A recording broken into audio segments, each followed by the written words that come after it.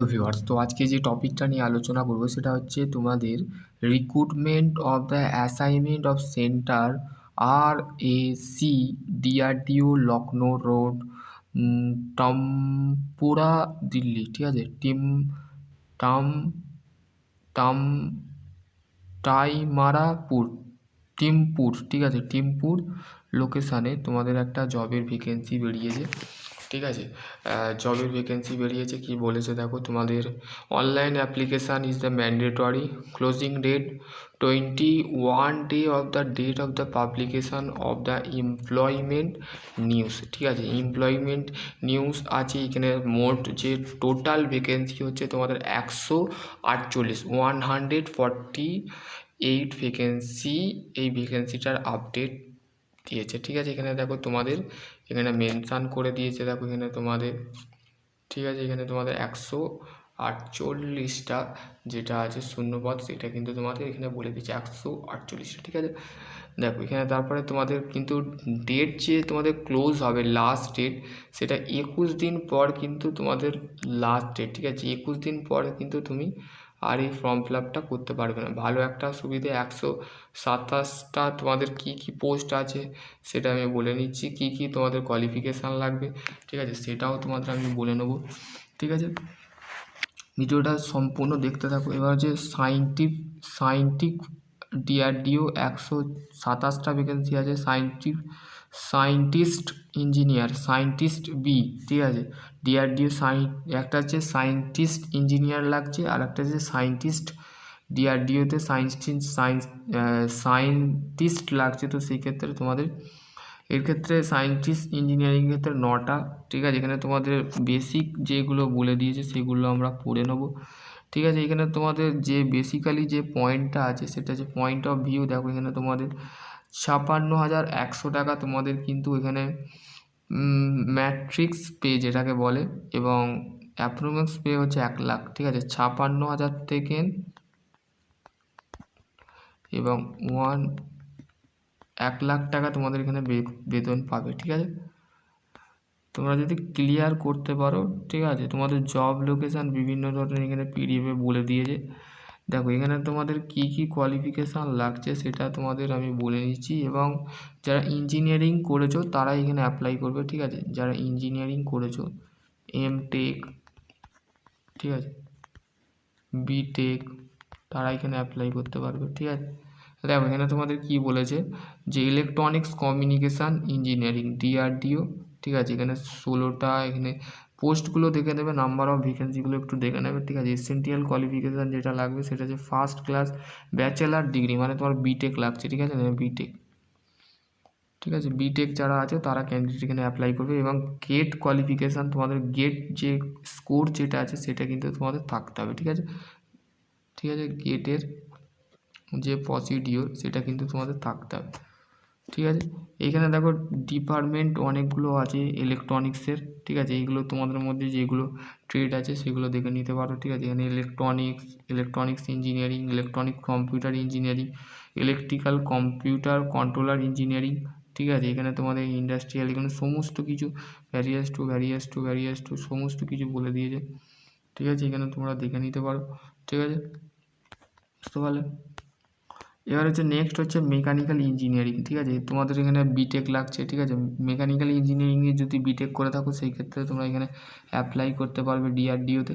ঠিক আছে, এবং হচ্ছে এখানে নাম্বার অফ পোস্ট কটা 14টা আছে। ঠিক আছে, এখানে তোমাদের as first of the bachelor degree, মানে তোমাদের বিটেক তোমাকে পাস করতেই হবে। ঠিক আছে, বিটেক পাস করার সাথে সাথে গেট যদি তুমি দিয়ে থাকো, তার স্কোর যেটা আছে পয়েন্ট ভিউ, তো সেটা তোমাদের দিতে পারে। দেখো এখানে মেকানিক্যাল ইঞ্জিনিয়ারিংয়েরও কিন্তু ভাগ আছে। ঠিক আছে, মেকানিক্যাল ইঞ্জিনিয়ারিংয়ের ভাগ কি দেখো, mechanical engineering, mechanical automation engineering, mechanical production engineering, mechatronics engineering. এখানে মেকাট্রনিক্সও অ্যাপ্লাই করতে পারবে। ঠিক আছে, যারা বিটেক মেকাট্রনিক্স নিয়ে ডিগ্রি কমপ্লিট করছে, এবং হচ্ছে কম্পিউটার সায়েন্স। ঠিক আছে, কম্পিউটার সায়েন্স ইঞ্জিনিয়ারিং যারা আছো তারা এখানে দুর্দান্ত 11টা পোস্ট আছে। কম্পিউটার সায়েন্স টেকনোলজির দেখো বিভিন্ন ধরনের ভাগ আছে। ঠিক আছে, এগুলো তোমরা দেখে নেবে। ঠিক আছে, এতেও তোমাদের, তারপর হচ্ছে ইলেকট্রিক্যাল ইঞ্জিনিয়ারিং, তারপর হচ্ছে master engineering and material engineering, ঠিক আছে। দেখো ইলেকট্রিক্যাল ইঞ্জিনিয়ারিংয়ের electrical power system engineering, electrical renewable energy, ঠিক আছে, এখানে তোমাদের কিন্তু দিয়েছে, ঠিক আছে, বুঝতে পারলে। এগুলো তোমাদের কোয়ালিফিকেশান, পোস্ট এবং তোমাদের বেসিক্যালি তোমাদের দিয়েছে, ঠিক আছে। এবং হচ্ছে তোমাদের এজ লিমিট যেটা আছে সেটা হচ্ছে দেখো মিনিমাম 35 ইয়ার্স, 38, ওবিসির ক্ষেত্রে 40 ইয়ার্স হলেও হবে, ঠিক আছে। এবং তোমাদের হাউ টু অ্যাপ্লাই, কীভাবে তোমাকে, এবং ভারতীয় ন্যাশনালি মানে only of the Indian national need of apply, মানে ভারতের তোমাকে নাগরিক হতে হবে, ঠিক আছে।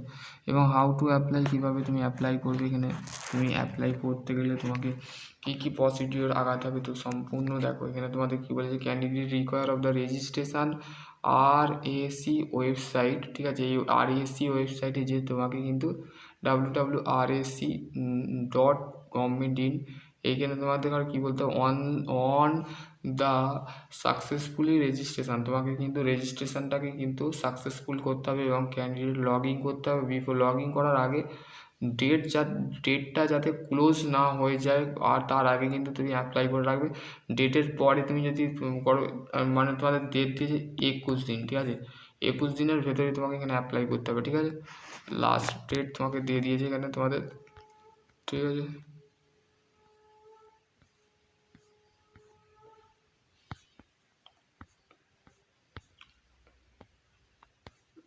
এখানে তোমাদের কিন্তু বলে দিয়েছে, ঠিক আছে। এই পিডিএফটা কিছু নেই, বেসিক্যালি জেনারেল ইনস্ট্রাকশানটা একটু পড়ে নেবে, ঠিক আছে। তোমাদের আর কিচ্ছু নেই, ঠিক আছে। তোমাদের কোয়ালিফিকেশান তাহলে লাগছে, তোমাদের এমটেক নয়, বিটেকও লাগছে না, বিটেক লাগছে, ঠিক আছে, অনলি ফর বিটেক, ঠিক আছে। এক মিনিট, আমার তোমার সিলেকশান প্রসিডিওরটা বলা হয়নি, ঠিক আছে, কীভাবে সিলেকশান হবে, এক মিনিট, তোমার দেখা হয়নি, দাঁড়াও 1 মিনিট।